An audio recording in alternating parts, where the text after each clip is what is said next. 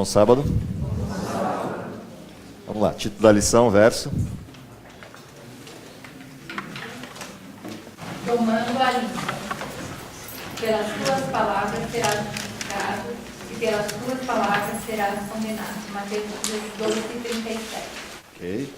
Antes da gente discutir a lição, vamos lá para os objetivos da lição dessa semana. O que a gente tinha que ter aprendido, qual o sentimento resultante desse aprendizado e qual a nossa prática, o que a gente deveria desenvolver enquanto prática ao longo da semana. Primeiro objetivo, vai lá. Conhecer a capacidade destrutiva das palavras negativas e o segredo para controlar a língua. Ok, então o primeiro objetivo dessa semana traz duas dimensões. A primeira dimensão é possível, a segunda dimensão é utopia.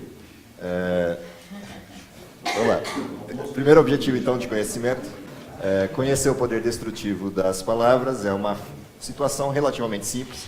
É só abrir os olhos e os ouvidos. A segunda parte, que é o segredo para controlar a língua, é a parte impossível.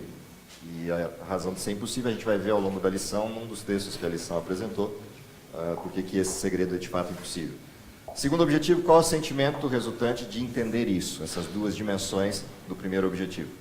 Sentir o desejo de falar somente palavras que elevam.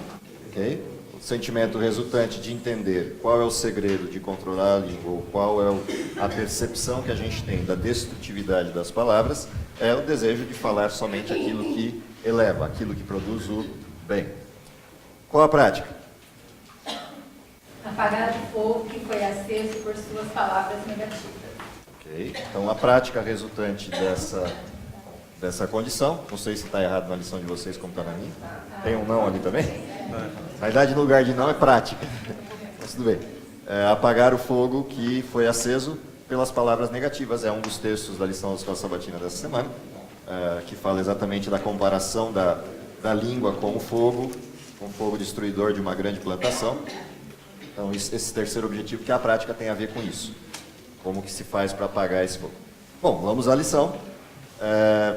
Primeira referência, o texto de Tiago, capítulo 3, versos de 1 até 12.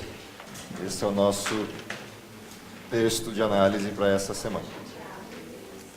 Tiago, capítulo 3, versos de 1 até 12.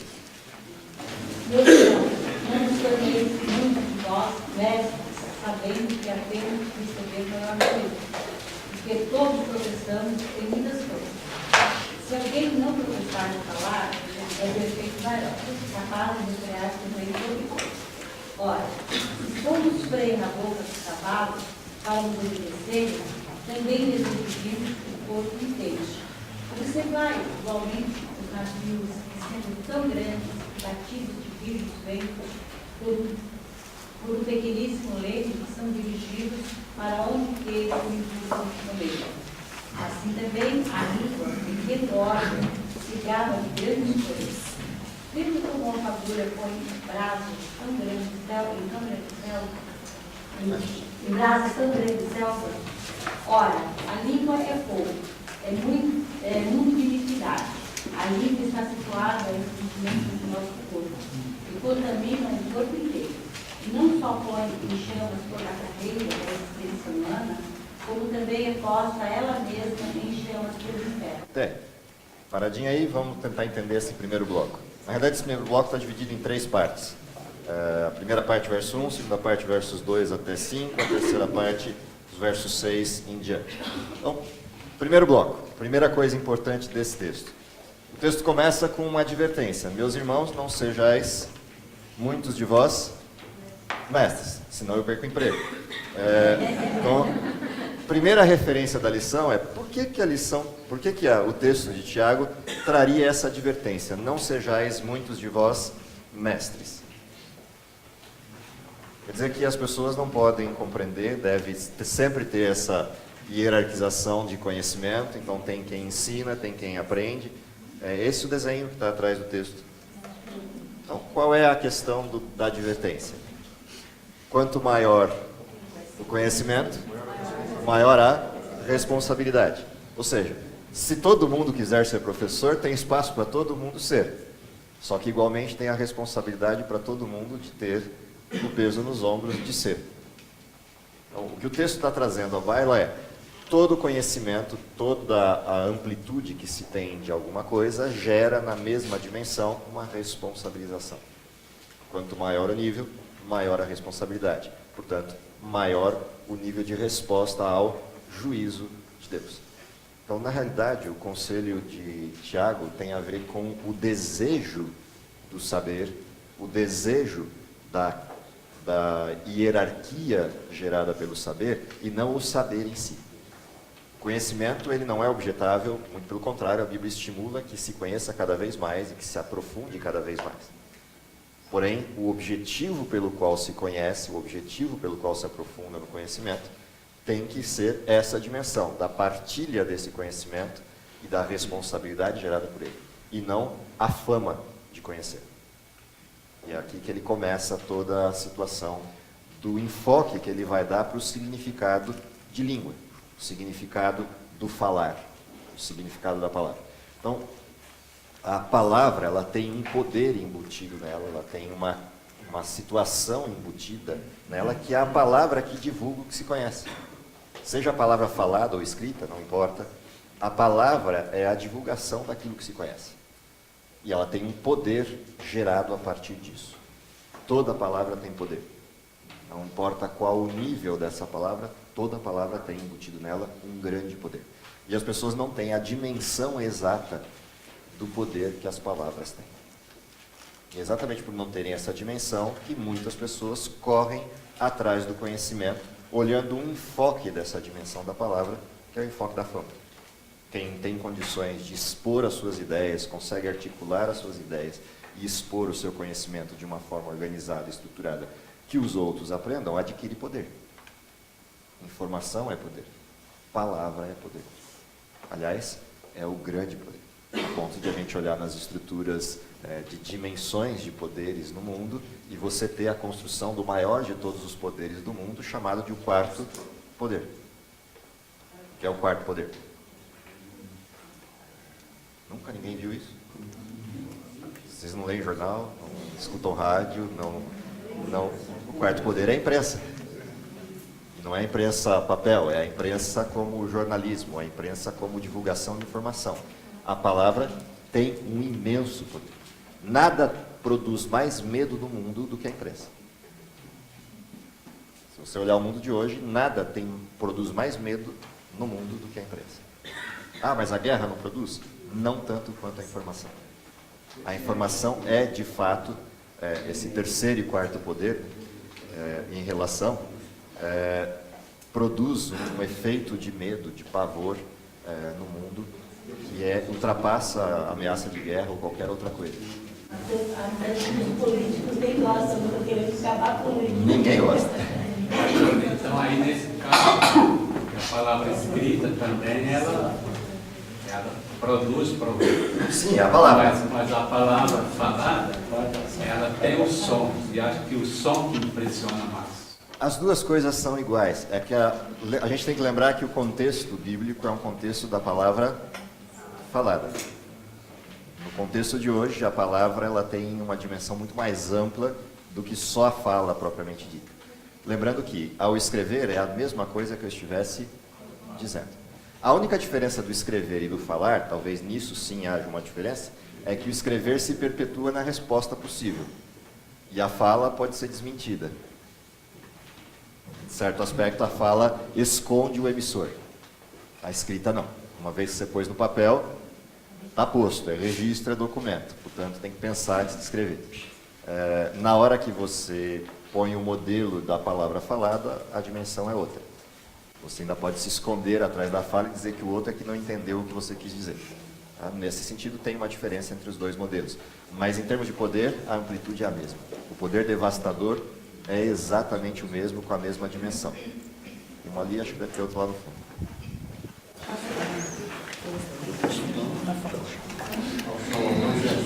É claro.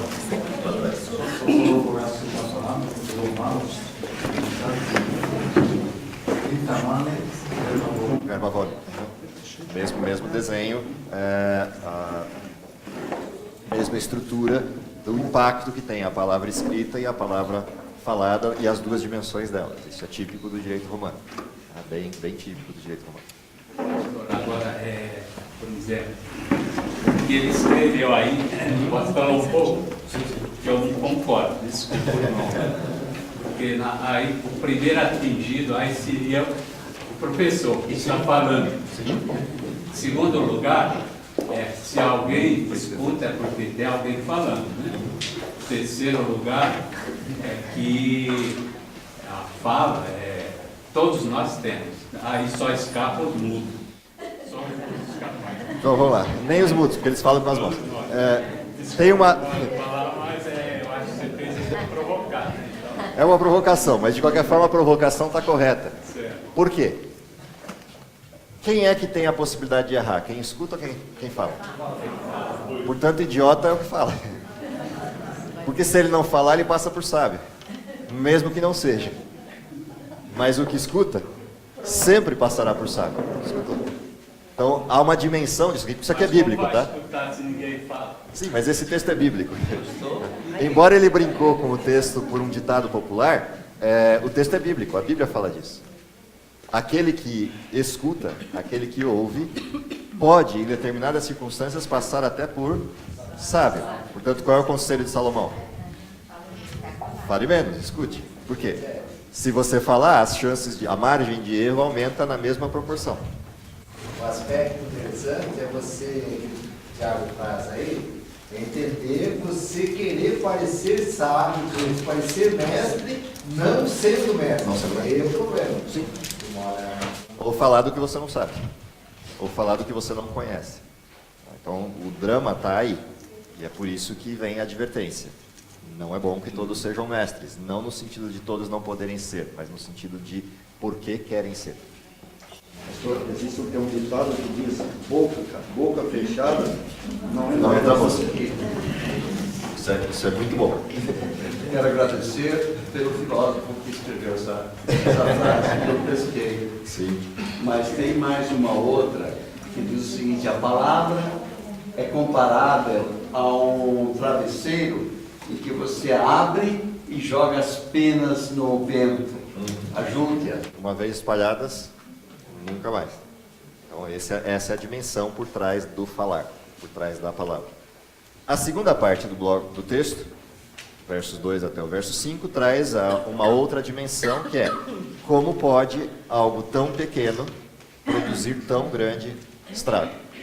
E aí vem todas as proporções desse estrago, ou seja, o falar, esse órgão tão pequeno chamado língua, gera uma dimensão de estrago, uma dimensão de problemas incontrolável. Ao mesmo tempo que, se controlado, gera o controle de todo o resto. Portanto, a gente tem... Está fechando só por causa do vento, tá? Mas se alguém precisar sair, não tem problema não. Esteja à vontade. O que está acontecendo dentro dessa segunda discussão de Tiago? Por que é tão difícil controlar a língua? E por que ao controlar a língua, todo o resto se controla?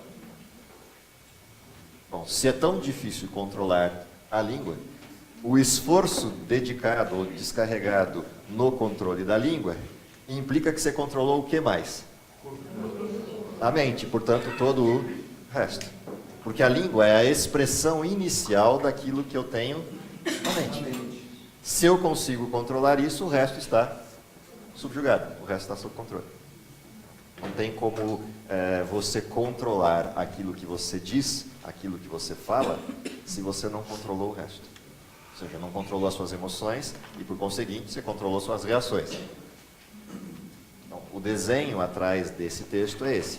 Apesar de pequenininho, o nível de esforço para controlar a língua é absurdamente maior. Esse absurdamente maior por trás dessa abordagem implica você, de fato, ter domínio próprio, domínio completo. Curiosamente, esse é um dos referenciais do fruto do Espírito. Se você for a Gálatas 5:22, um dos referenciais de fruto do Espírito, qual é? Domínio próprio. Na carona do domínio próprio, quais são os outros elementos que estão lá? Humildade, mansidão, longanimidade, Porque se eu controlei a língua, eu tive que controlar as emoções que geram o quê? Revolta, reação, descontrole. Então, é nessa dimensão que Tiago traz à tona esses 2 primeiros versos do segundo bloco que pontuam exatamente isso. Tropeçamos em muitas coisas, se alguém não tropeça em palavra, esse é o quê? Perfeito. Porque alguém conseguiu chegar ao nível de não tropeçar naquilo que diz, é perfeito. Ele pensa sempre o que diz, está sempre ligado à fonte daquilo que diz, portanto é perfeito. Eu estou ficando craque nisso aí. Eu estou trabalhando lá na recepção do PA, não periferia. Tem que Bom. controlar muito. Qualquer um que trabalha em atendimento tem que controlar a língua 10, 15 vezes mais do que qualquer outra pessoa, isso é fato. Tá? É um bom treino.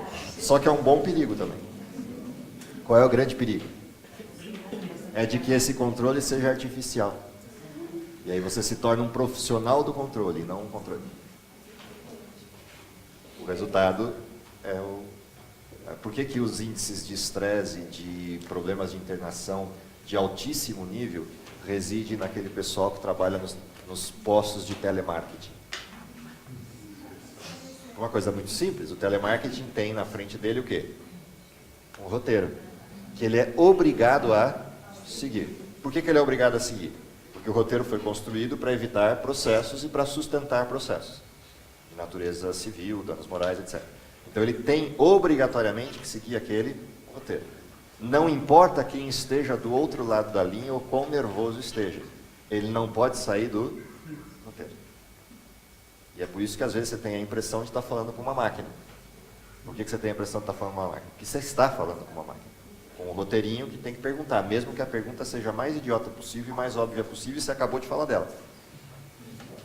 Mas ela pergunta como se eu não tivesse falado dela, porque tem que ter o procedimento da pergunta e tem que ter o procedimento da resposta.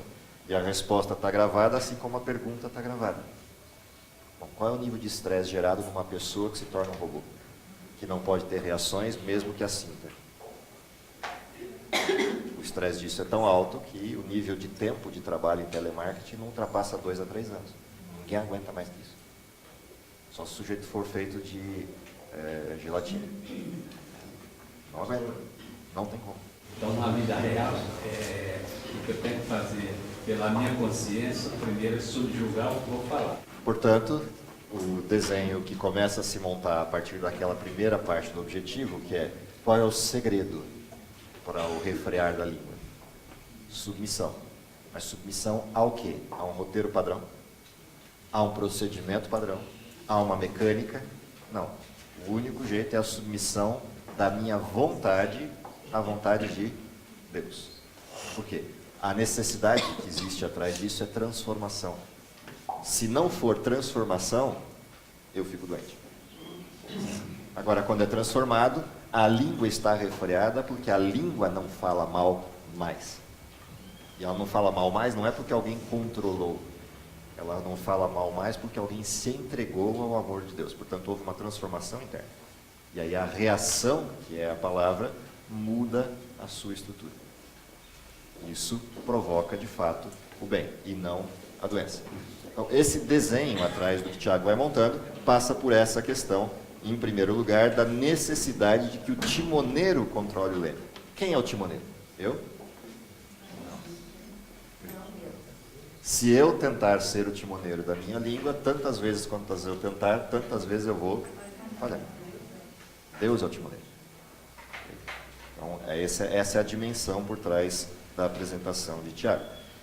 Na carona disso, ele vai espelhar quais são os efeitos colaterais de você não controlar. E aí, verso 5 começa com essa abordagem. Assim também a língua é um pequeno membro que se gaba de grandes coisas. Por quê? Porque é por ela que você expressa aquilo que você fez. Qual é a mensagem bíblica? Que a mão direita não veja o que a esquerda fez. Por trás dessa referência, que está lá em Mateus, você tem exatamente essa mesma dimensão. Por que a língua é um problema? Porque ela gosta de se gabar. Não é a língua que gosta de se gabar. Quem gosta de se gabar é o dono dela. Mas faz parte do desenho. Vede com um grande bosque e um tão pequeno fogo queima o bosque Por quê? A palavra colocada ou dimensionada na direção ferina, ela se espalha onde houver terreno fértil e combustível para ela se espalhar. Por quê?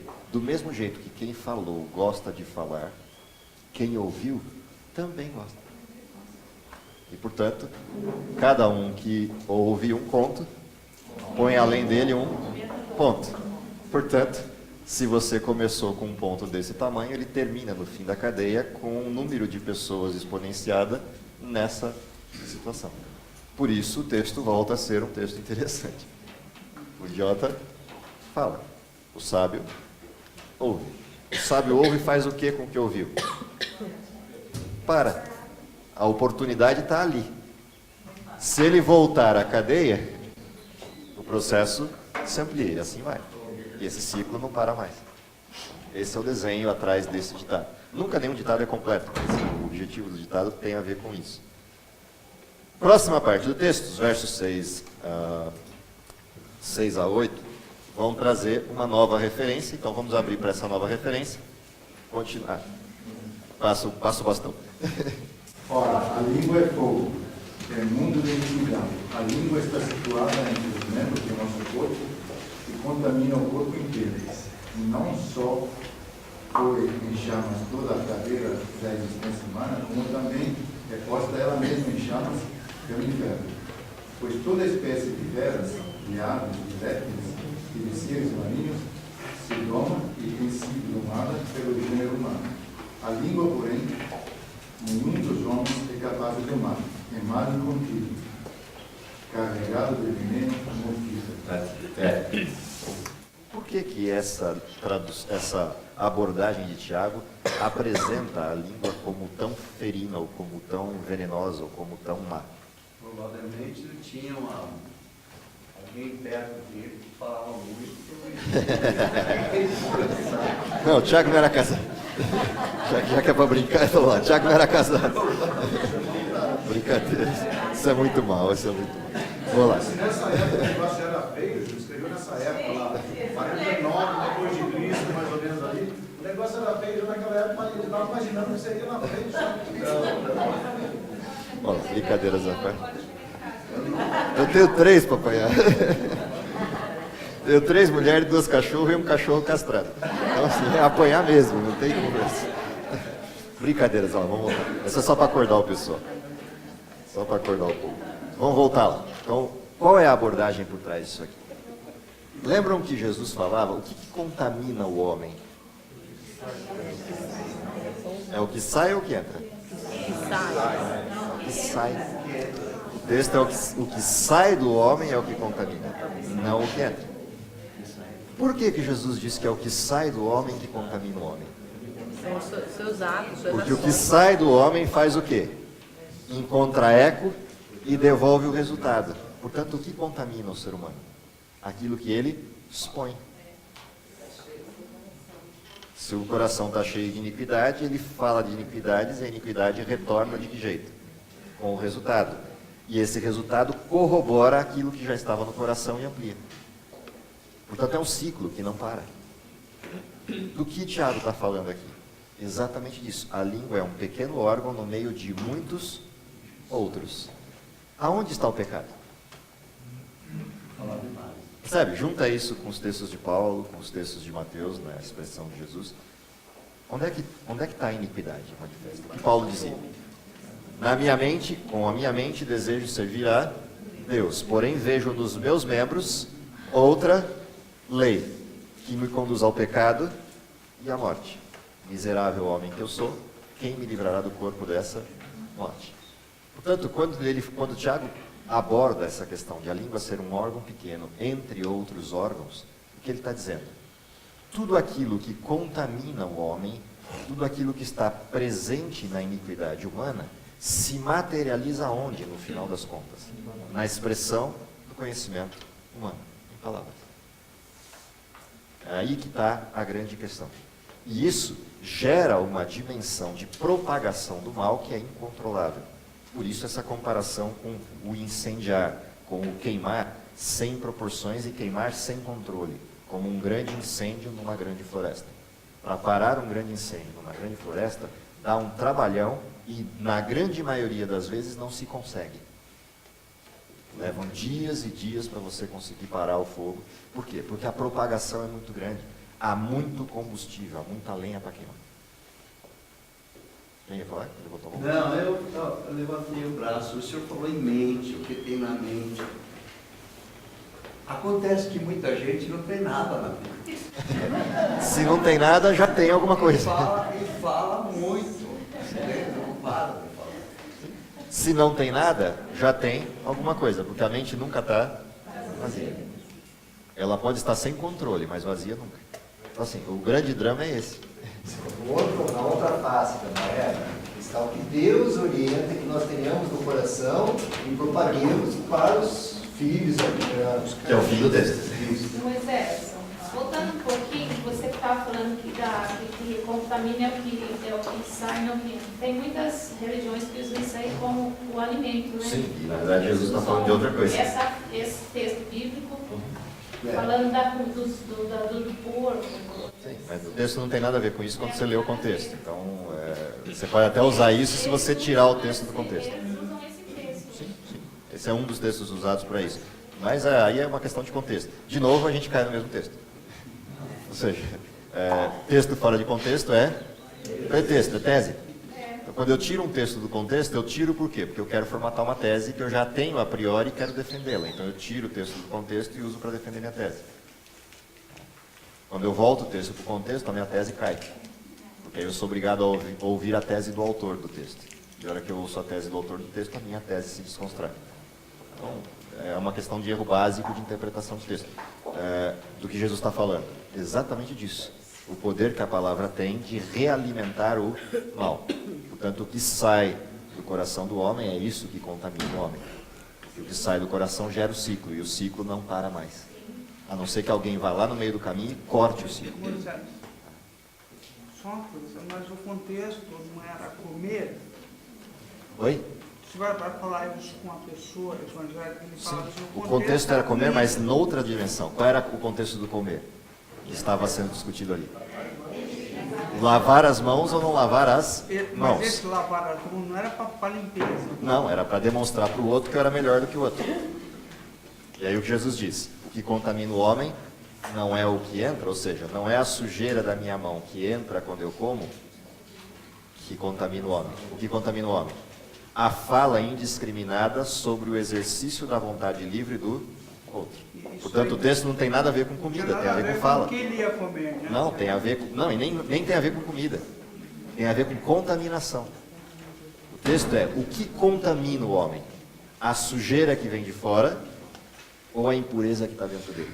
Esse é o texto. Quando Jesus não lavou cerimonialmente as mãos, o lavar as mãos, Jesus lavou as mãos para comer. Ele só não fez o quê? O ritual. Como é que era o ritual? Você tinha um jeito de lavar. Lembra da época da H1N1? Lembra da época da gripe? Não. Qual era o jeito de lavar as mãos? Então o pessoal foi ensinar como lavar as mãos. Você tinha um jeito de passar o álcool, depois a forma de passar a estrutura. Você tinha todo um ritual para aquilo. Por quê? Para a partir daquele ritual, de fato, garantir que estava limpa a mão. Inclusive a forma de encostar na torneira, se encosta primeiro ou depois, tudo isso estava parametrizado. Bom, no ritual judaico você tinha um jeito de lavar as mãos. Que ia além da conta do lavar as mãos. Ou seja, o lavar as mãos não tinha a ver com a limpeza das mãos, tinha a ver com a limpeza espiritual do sujeito. E Jesus simplesmente ignorou aquele ritual do judaico presente. Por quê? Porque não tinha sentido, aquilo lá era ritual humano.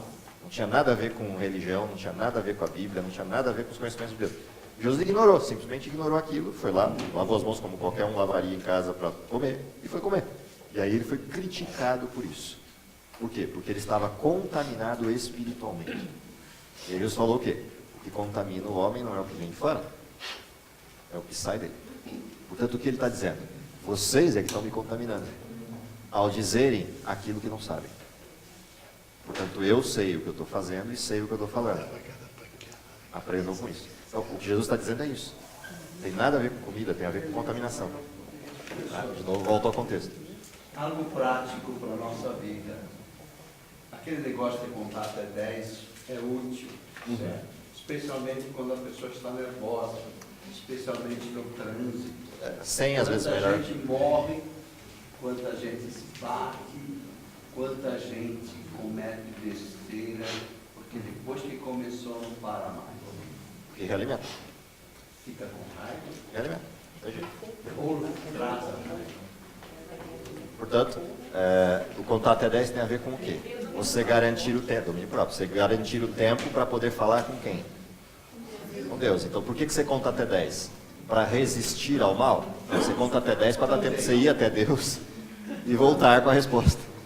A melhor coisa que tem no caso aqui é pensar, coitado, ele está com problema na família, ou ele está com pressa, ou achar uma desculpa para ele, para você não poder atacar. A melhor forma para tudo isso é a gente, na hora que acontecer isso, voltar para quem? Deus, o que eu faço? E aí Deus vai dizer o que você faz. Ama o sujeito, perdoe-o. E aí você muda a dimensão. Deixa de ser uma atitude humana para ser resultado da transformação de Deus atuando no coração. Então o contato 10 funciona muito bem, para dar o tempo de fazer o quê? Ó, dá um tempinho aqui que eu vou até ali resolver uma coisa e volto. Se resolver uma coisa é quem? Eu vou a Deus e volto com a solução. Se eu me treinar a isso, a minha reação natural toda vez que acontece o mal vai ser o quê? Buscar Deus em primeiro lugar, sua justiça, e aí todo mais é resolvido. Todo mais é acrescentado. Como é que termina o texto? Moisés, mas aí está mais na, por exemplo, o sujeito está falando comigo, aí está na minha resposta, né, esse problema. Porque ele pode falar, e quando eu notei, como dificultado, eu já tinha falado. Agora, Eu só falei. a resposta é que enquanto ele está falando, eu tenho que estar pensando. O detalhe é, não pode ser a minha resposta. Esse é o detalhe. Então, o que eu faço? Enquanto o sujeito está falando, eu estou buscando quem? Aí já é aquele. Estou buscando Deus. Eu escuto e busco Deus. Se eu não buscar Deus, eu vou para o próximo passo. O tolo escute, que é o que ela levantou. Vai para Eva, você vai encontrar isso nítido. Satanás falou. Qual era o papel de Eva? Não era escutar, era buscar quem tem a resposta. Para onde ela foi? Ela foi responder. Então, quando Satanás fez a artimanha e pergunta, não pode comer de nada, só dessa árvore, quem tinha que responder para ele? Se eu vou a Jesus, eu descubro quem? O Senhor te repreenda. Está escrito. Ou seja, de quem é a resposta? De Deus, não minha. No momento que Eva trouxe para si a resposta, ela já acrescentou coisas que não devia acrescentar. Qual foi a resposta de Eva? Deus disse, de todas as árvores do jardim pode comer, exceto dessa. Aliás, dessa eu não posso nem tocar. Deus nunca disse que não podia tocar. Deus disse que não podia comer. Percebe? No momento, que conta um conto, aumenta um ponto. No momento em que Eva assumiu para si o diálogo, a partir daí, bola de neve volta. Então, o que acontece? Satanás pega aquilo que ela respondeu e acrescenta. Porque ela falou, Deus disse que aquele que tocar, morre. Como ele estava em cima da árvore, prato cheio. Eu estou tocando e não morri. Está criado o argumento. Então, assim, o problema de você entrar no diálogo a partir de uma resposta puramente humana, e por isso eu adverti do risco do atendente, o atendente ele pode se treinar a ter respostas humanas padrão. E aí não entrar no litígio, só que ele está acumulando para dentro dele um monte de respostas que ele queria dar e não deu. Se ele fizer o inverso, e toda vez que ele tem uma resposta torta, ele vai a Deus e devolve Deus para o sujeito, o que aconteceu no coração dele? Aliviou, e portanto ele não vive a tensão. Quem vai viver a tensão é quem está falando. E se quem está falando não assumir o Deus que eu revelei na afeição, na afetividade da palavra, na forma de dizer, esse é que vai viver a tensão e não eu. Portanto, o problema está na mão dele, não está na minha. Por que eu vou assumir para mim um problema que é do outro? Cada um com o seu macaco. Eu vou assumir o meu problema. Qual é o meu problema? Cuidar do meu corpo, manter a consciência limpa. Para lembrar dos gravadores. Esse é o meu problema. Qual é o problema do outro? Cuidar do corpo dele e manter a consciência dele limpa. Qual é a minha atitude? Devolver para ele o resultado disso. Essa é a minha forma de buscar Deus. Se a gente faz isso, aí está dominado todo o processo envolvido nessa situação. Só na ordem lá, é o Berto e depois o... Esses dias, lá em São Paulo, um engenheiro e um advogado, né? Eles se estapearam lá no trânsito, o camarada destruiu o carro do outro, acabou, bateu, quebrou os supercílios dele e tal. E eu estava assistindo a notícia na Globo News, né? Aí a apresentadora falou assim, meu Deus, o camarada está falando assim, eu quebrei tudo dele por causa do espelhinho. Você quebrou meu espelhinho, né? E o camarada bateu no outro e disse, você quebrou meu espelhinho, por isso eu quebro todo o seu carro, eu arrebento tudo porque você quebrou meu espelhinho. Então aí está, a diferença é essa, o camarada ele soltou ali o que ele queria fazer. Todo mundo quer fazer, o que a gente quer fazer. Você não parou ali e fez o que Deus gostaria que ele fizesse, né? Então é isso que acontece com a gente. Quando nós resolvemos fazer o que está na nossa vontade, é isso que vamos fazer. O resultado sempre será esse. E é um processo que se autoalimenta. Quanto mais você faz, mais faz. Por exemplo. Bom, já me chamaram de idiota, eu vou falar. Eu, como um todo, vou discutir o que você vai falar. Vamos lá. Só um pouquinho, por favor, é que me parece que não cria uma diferença entre um robô pecador e um robô santificado. Se o homem foi criado com direito à fala, direito ao livre-arbítrio, para se expressar, e ele terá que ser funcionado por uma ou por outra razão, nós podemos então identificar qual é a verdadeira. Então vamos lá, vamos corrigir a criação primeiro, aí a gente corrige o resto. O ser humano foi criado como robô ou como ser livre? Beleza, com que direito? Direito de quê? Entre quê? Entre viver ou... Para viver, o que ele precisa ter? A semelhança com o seu Criador. Não tendo a semelhança com o Criador, qual é a vida que ele tem? Nenhuma. Às vezes a gente confunde livre-arbítrio com noção de direitos humanos atuais. Lembra que tudo que se fala de direito humano hoje está manchado pelo quê? Pela distorção produzida pelo pecado. Quando Deus criou o ser humano, criou para ser feliz, para viver em perfeição, para viver sem nenhum tipo de tristeza, nenhum tipo de efeitos colaterais produzidos pelo mal ou pela escolha equivocada. É para isso que Deus criou o ser humano. No momento em que o ser humano escolher que ele não quer o bem, ele não quer a perfeição, ele não quer o amor, não quer a paz, não quer a alegria, percebe? Todas as coisas pelas quais o ser humano luta hoje para ter. No momento que ele escolhe não querer ter isso, não desfrutar disso, ele está preso ao quê? Ao mal. E Deus não quer ninguém preso ao mal, porque Deus não quer ninguém sofrendo. Portanto, qual foi a condição básica da criação? Viver com Deus ou não viver. Viver sem Deus e sofrer não é uma opção. O ser humano às vezes confunde as coisas. Não existe essa opção. Essa opção é a opção levantada por Satanás. É possível existir vida sem Deus. É possível existir vida livre e plena sem Deus. Essa opção não existe na criação. Portanto, não se trata de ser robô ou não. Se trata de ser livre ou não ser. Não é de não ser livre. Se trata de ser livre ou de não ser. Não é de não ser livre. A opção não ser livre não existe na criação. Ou se é livre totalmente, ou não se é. Ou não existe. Essa é a opção. Então, na dimensão do pecado, o que Satanás propõe? É possível existir sendo livre sem Deus. Como a acusação foi feita contra Deus sem prova material, é só uma difamação. O que Deus fez? Deus esticou o prazo para mostrar que a existência livre sem Deus produz isso que a gente está assistindo. Se algum de nós gosta do mundo em que vive, maravilha, pode continuar nele, até o fim. Eu não gosto. Você viver a ansiedade, o estresse, a dimensão de controle, todas essas coisas que a gente tem que viver todos os dias, e assistindo toda a dimensão do mal que está do lado da porta para fora, ou do lado da porta para dentro, assistir isso todo dia é insano. Se alguém disser que gosta de um mundo desse jeito, é louco. Louco mesmo. Porque a principal prova de que é louco é que todo mundo luta pelo contrário disso.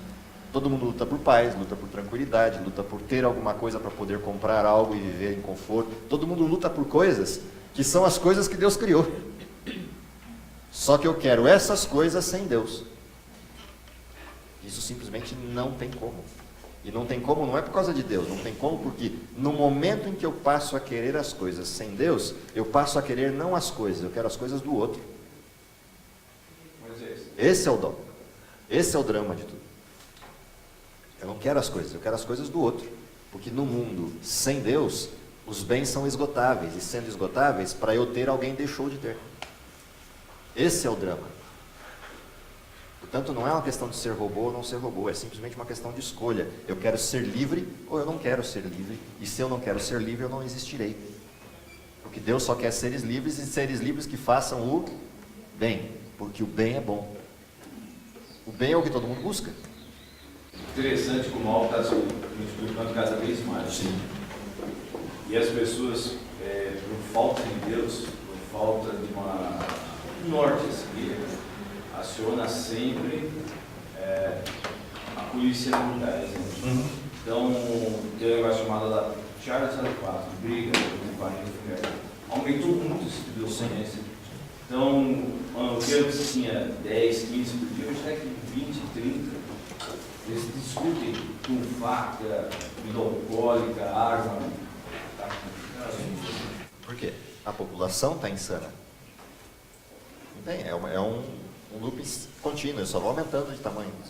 Então não tem jeito, não tem como resolver isso. O único jeito de resolver isso é a mudança do coração. Ou seja, eu deixar de ser egocêntrico para ser altruísta. Deixar de ser egocêntrico para ser altruísta é algo que é impossível ao humano. Só Deus fez isso. Para tudo aquilo que a gente dá, congrega em algum lugar? Não. Aqui habita eles, o inimigo. Desenho esse. Portanto, a forma humana está se degenerando a passos largos. Isso é nítido no mundo inteiro, não é em lugares específicos. Em qualquer lugar que você for.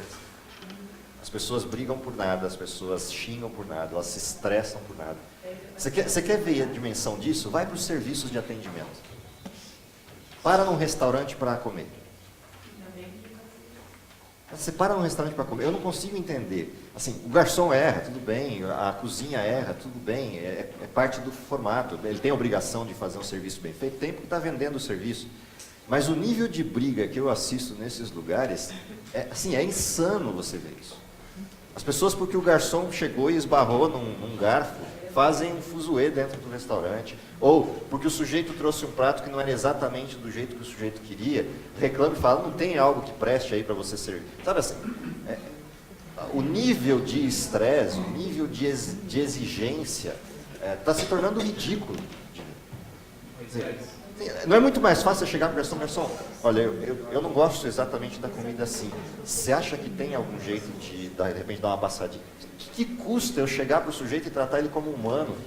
Falar, se isso não vai te trazer problema, se vai te trazer alguma dificuldade ou vai ter problema lá dentro, esquece, fica tranquilo. Na hora que você fala isso, o que o garçom faz?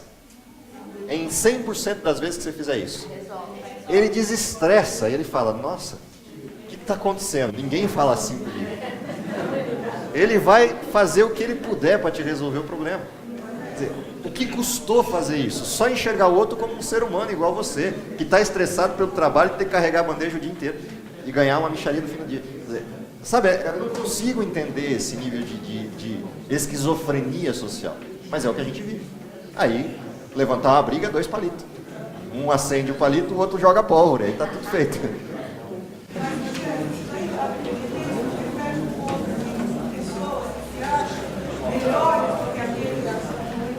É pior que isso. Isso também é verdade, mas é pior que isso. A pessoa perdeu completamente a noção. Portanto, é egocentrismo. Não é nem questão de achar ser melhor ou não. É egocentrismo puro. Chegou a um nível de egoísmo tal que virou insano. Virou insano. Deus colocou seus filhos na terra para quebrar esse ciclo. Então vamos lá. Vamos fechar a lição agora com a frase dele. Por que os cristãos estão no mundo? Vamos lá, vamos começar de trás para frente isso. Por que o remanescente está no mundo? Vamos lá. Mateus capítulo 24, versos 12 em diante. O que diz lá? Por se multiplicar, pegando o texto dele, por se multiplicar a maldade, o amor de quase todos esfriará. Porém, aquele que perseverar até o fim, perseverar no quê? Naquilo que se esfriou. Portanto, perseverar no amor. E este evangelho do reino. Qual é o evangelho do reino? O amor. Será pregado em todo o mundo em testemunho. O que é testemunho? É falar ou é ser? Ser. Falar é fácil. Então, qual é o resultado então? O resultado de perseverar em Deus é que eu vou ser. E se eu for, o que acontece? O mundo verá o testemunho de quem é. E vendo o testemunho de quem é, parará para ouvir. Eu só vou ouvir porque eu vi materializado na vida de alguém o exemplo do amor cristão. Portanto, qual é a questão que envolve a presença do cristão no mundo? A presença do cristão no mundo é ser cristão. Isso bloqueia o processo. E é complicado porque eu ministro aula também. E tem uma turma, são 3 escolas, está em torno de 250, 300 alunos. E eu falo dos desbravadores para eles. Esse povo todo, essa criançada toda, só foi por isso. Por quê? Ficou, né? Aí os outros vão, oração inicial. Não, vai ter oração inicial isso aqui? Não quero ficar aqui, não. Falar de Deus. Ou vai embora. Moisés, Não dá para outras coisas. estava conversando com uma pessoa da área de saúde, então eu perguntei, como é que vocês ficam diante de tanta reclamação da imprensa? Falou, olha, é claro que a área de saúde não está boa, mas quem mais reclama é quem não precisa. Exatamente. Mas isso, se você fizer pesquisa de campo para olhar isso, você vai ver nitidamente isso. Quem mais reclama da área de saúde é quem não usa ou quem é hipocondríaco. Esses são os que realmente reclamam. Por quê? Porque não saem de lá. Só por isso. Não saem de lá. Quem realmente precisa está atrás do que precisa. Quem reclama é o outro, que não precisa e quer prioridade. Por quê? Porque está olhando só para o seu umbigo, ele não está olhando para o... Aí vem o drama. Quem está no atendimento tem que fazer triagem. Fazer triagem é selecionar entre a vida e a morte. Selecionar entre a vida e a morte é estressante. Para qualquer um. Não estou dizendo que não está ruim, não estou dizendo que não tem problemas, tem um monte de problemas, está ruim, mas está muito pior por conta da demanda do que da oferta. Está muito pior por causa do excesso de demanda do que por causa da oferta. E o excesso de demanda por causa do desregrado modo de viver do ser humano. Isso é a base. E aí vira um loop que não fecha nunca mais. E a mídia, se não tiver coisa negativa, não vende. Eles vão mandar matar, não vende, para poder ter notícia. Não vende. Não vende, então você tem que ter notícia. Vamos lá, terminando o texto, versos 9 a 12. Quem lê para mim, só para a gente acabar. Com ela bendizemos a Deus e Pai, e com ela amaldiçoamos os homens feitos à semelhança de Deus. De uma mesma boca procede bênção e maldição. Meus irmãos, não convém que isso se faça assim. Porventura deita alguma fonte de um mesmo manancial água doce e água amargosa? Meus irmãos, pode também a figueira produzir azeitonas ou a videira figos? Assim, tampouco pode uma fonte dar água salgada e doce. Portanto, qual é a solução? Qual é a solução? Qual é o segredo? A fonte, esse é o segredo. Aonde está fincada a raiz, dali virá o que se produz. Onde está a fonte, dali virá o que se jorra. Portanto, qual é o segredo? Ir à fonte. Esse é o segredo. Se eu não for a fonte, ou se a minha raiz não for de enxerto, e de enxerto na videira correta, não tem solução. Não tem alternativa. Resumindo, se eu não tiver comunhão com Deus diariamente, tudo eu não vou ter. Ou seja, a vida é muito simples, se resume em coisas muito simples. Qual é a primeira coisa que se resume a vida? Orai sem cessar. Estude a palavra de Deus. e testemunhe o resultado disso. A vida é muito simples. Ore sem cessar, estude a palavra de Deus e testemunhe do que você aprendeu. Simples. Simples. É exatamente porque é simples que é difícil de fazer. A gente não gosta das coisas simples. A gente gosta das coisas complicadas. Quanto mais complicado, mais legal. Porque mais fácil de se esconder atrás da complexidade. As coisas simples são as que salvam. E é interessante, eu vejo assim, nós que falamos na palavra de Deus com as pessoas, o dia que você fala assim, puxa vida, aí ele fala assim, Você falando isso, aquele que já estava, não, acho que esse cara está certo. Putz, esse cara está certo, não, é o que ele falou. Você perde ele. Então, para nós é muito mais difícil dos demais. Nós não pode vacilar. A gente se perde. Não pode vacilar. Quem levantou lá atrás? Eu dizer assim que nós temos aí, através da lição, que temos estudado, que o pecado se origina dentro do nosso coração. E tem uma frase que diz que fala a boca o que está cheio do coração. Então, o que está cheio do seu coração? E aí você tem controle do que pode sair da sua boca. Portanto, qual é o segredo? Vai à fonte. Você vai à fonte do que está cheio no seu coração. Daquilo que a fonte produz. Vai na fonte errada, o coração está cheio daquilo que produz. Esse segredo é só esse. É muito simples, é muito simples.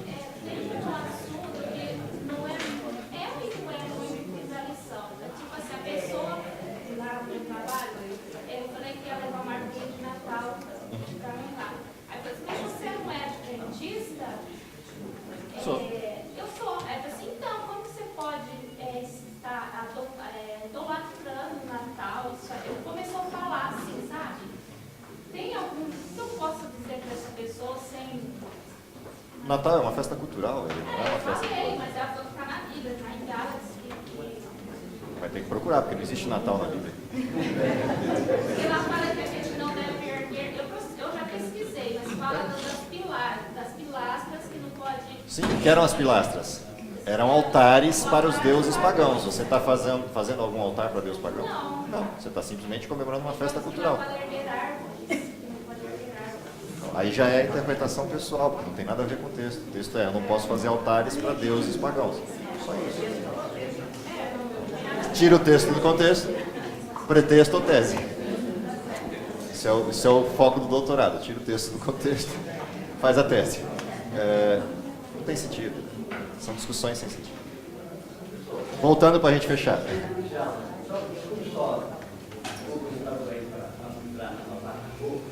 Mas eu acho que nós somos privilegiados. Porque Deus se consciente, Ele sabia que isso ia acontecer.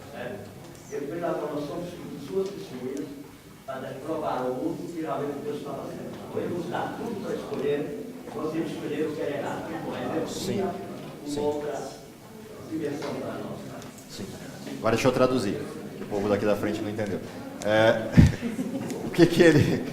É o problema do sotaque. Pois. Só traduzindo, ou seja, como é que a gente reage aos modelos e de que jeito a gente apresenta Deus para os outros. Ou seja, Deus nos colocou no mundo como testemunhas, aquilo que a gente faz leva as pessoas a compreenderem quem é Deus, como também aquilo que a gente faz pode distorcer a compreensão que as pessoas têm de Deus. Ou seja, juntando as duas falas, a dele e a sua, o resultante qual é? Fomos colocados no mundo com uma missão específica. Qual é a missão? Nisto o mundo conhecerá que somos discípulos de Cristo. Quando? Quando nos amarmos uns aos outros. E uns aos outros não somos só nós entre nós. Não somos nós falando para nós mesmos. Somos nós vivendo o amor de Cristo no mundo. Isso muda o paradigma do mundo, porque todo mundo está agindo de uma forma esquizofrênica e a gente passa a agir de uma forma totalmente distinta. O mundo para olhar, por quê? Porque isso não é normal. Olha a doideira que isso virou. Não é normal ser altruísta. Não é normal ser bondoso. Não é normal ser tolerante. Não é normal ser misericordioso. Olha a doideira que o mundo virou. Virou tal doideira que aquele que é dessa maneira e que age de maneira misericordiosa, bondosa, tolerante, se torna tão diferente que o mundo para escutá-lo. Bobo é aquele que não rouba. Lá em cima se fala assim. Percebe? O mundo virou essa esquizofrenia. Portanto, o mundo precisa do quê? Salvação. Salvação está onde? Em Cristo. No momento em que Cristo vive em mim, o mundo está salvo. O mundo tem alternativa. Tem alternativa para isso. Deus nos abençoe para que essa seja a realidade e a compreensão nossa do significado do Evangelho e também a nossa prática. E que eu espero para vocês e para mim.